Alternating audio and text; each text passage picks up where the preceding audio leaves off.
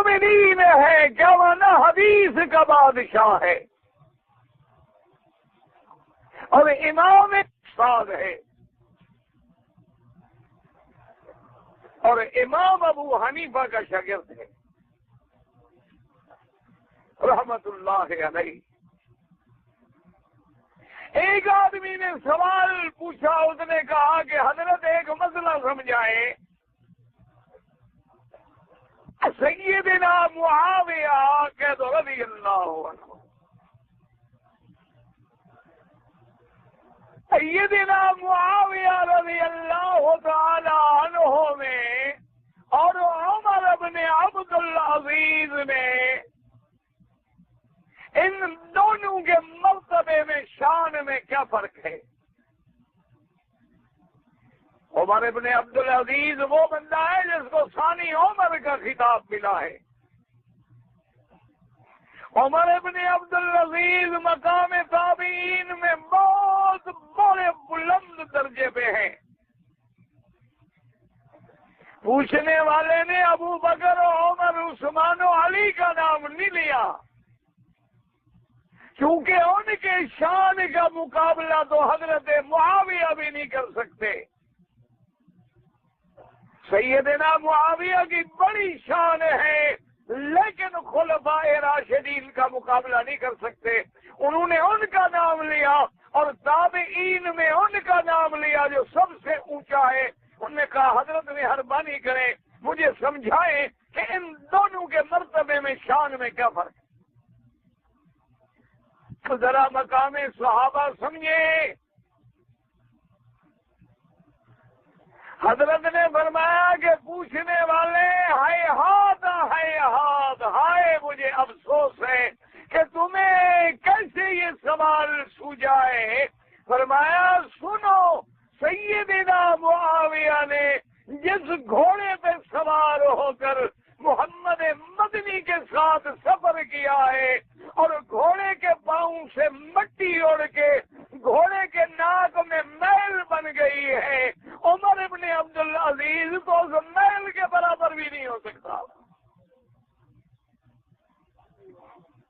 اس نے کہا کہ معاویہ کا تو محمد مدنی کی صحبت نصیب ہوئی، وہ تو صحابی،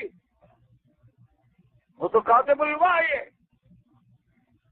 وہ تو ام حبیبہ کا بھائی ہے، محمد مدنی کے گھر میں اس کی بہن ہے اور اس نے سفر میں حضر میں گھر میں صحبت حاصل کی ہے محمد الرسول اللہ کی۔ عمر ابن عبد العزیز لاکھ اونچا ہو جائے لیکن مدنی کے صحابی کا مقابلہ تو نہیں کر سکتا۔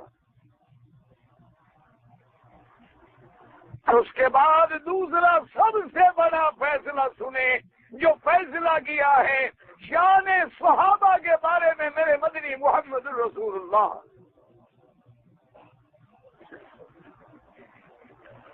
صحیح حدیث مبارک میں ہے، حضور نے فرمایا خبردار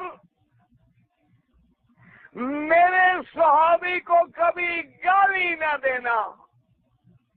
اللہ نے حضور کو علم دے دیا تھا کہ ایک وقت آئے گا جب صحابہ پہ باتیں ہوں گی۔ اب حضور نے جو قیمت فرمائی، جو شان بیان کیا، پوری توجہ کریں، درود پڑھیں اور سمجھیں میرے مدنی پاک کے صحابہ کی شان۔ فرمایا لا تسبوا اصحابی، میرے صحابہ کو کبھی گالی نہ دینا۔ فلو ان احدکم انفق مثل احد ذهبا، اب ذرا حساب خود لگاؤ دماغ میں حاجی، اللہ نے آپ کو کعبے میں بیٹھنا نصیب کیا ہے۔ میرے مدنی نے فرمایا سنو، اگر غیر صحابی احد پہاڑ کے برابر سونا خرچ کرے اور میرا صحابی ایک مٹھی جو خیرات کرے تو تمہارا سونے کا پہاڑ اس جو کا مقابلہ نہیں کر سکتا۔ اندازہ کرو ایک جو مٹھی بھر جو کی کیا قیمت ہوگی؟ 4 آنے بھی نہیں بنے گے، اس زمانے میں تو 4 پیسے بھی نہیں بنے گے۔ مقابلے پہ دیکھنا سننا خیرات کر کے بھی کوئی مقام صحابہ کو نہیں پہنچ سکتا. اور اسی طرح میرے آقا نے سرکار دو جہاں رحمت للعالمین باغ میں کھڑے ہیں مدینہ منورہ کے. وہ زمینیں بھی شان والی، وہ باغ بھی شان والے، وہ کھجوریں بھی شان والی، وہ پانی کے کنویں اور چشمے بھی شان والے جہاں میرا مدنی آتے تھے.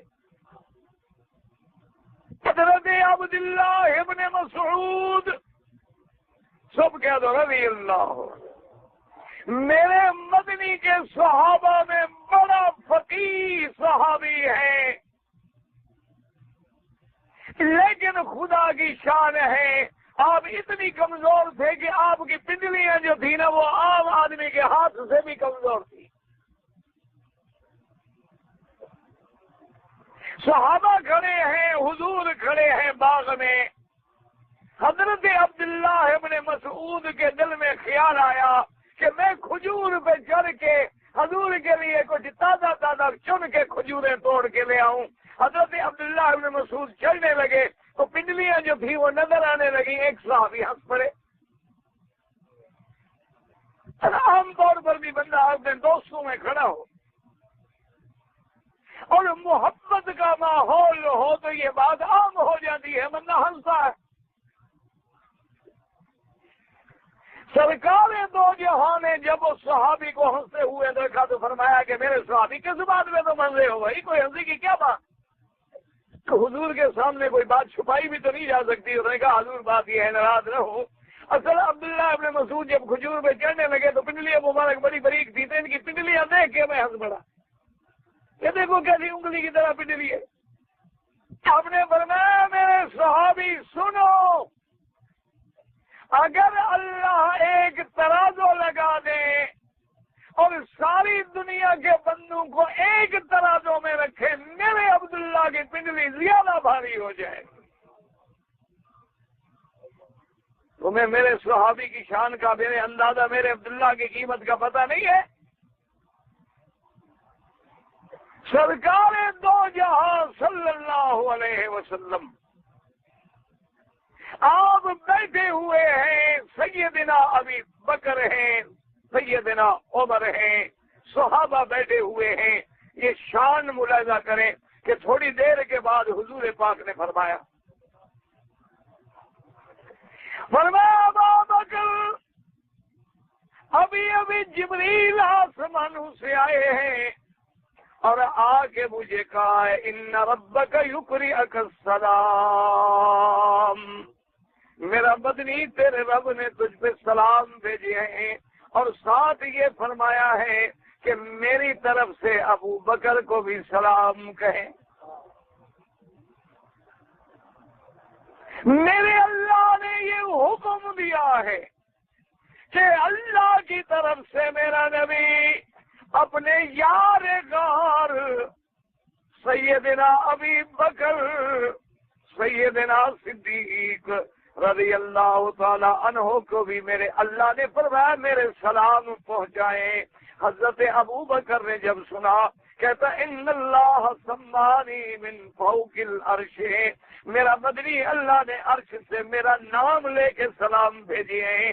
حضور نے فرمایا ان اللہ سماک یا ابا بکر، اللہ نے تیرا نام لے کے تجھ پہ سلام بھیجے. اور سلام کے بعد سنے اللہ نے فرمایا میرے محبوب میرے مدنی پاک صدیق سے کہہ دے، اللہ فرماتے ہیں صدیق میں تجھ پہ راضی ہوں، پر یہ بتلاؤ کہ کیا تو بھی مجھ پہ راضی ہے کہ نہیں ہے؟ ساری دنیا رو رہی ہے کہ رب راضی ہو جائے. ساری دنیا مکے میں، مدینے میں، مینا میں، عرفات میں تہجدیں پڑھ پڑھ کے رو رہی ہے اللہ راضی ہو جا. یہ شان صدیق ہے. اللہ فرماتے ابو بکر میں تو تجھ سے راضی ہوں، پر یہ بتلاؤ تو بھی مجھ سے راضی ہے کہ راضی نہیں ہے؟ حضور پاک نے فرمایا فبکا ابی بکر، حضرت ابو بکر رونے لگ گئے اور اس کے بعد کہا رضی تو ربی رضی تو ربی،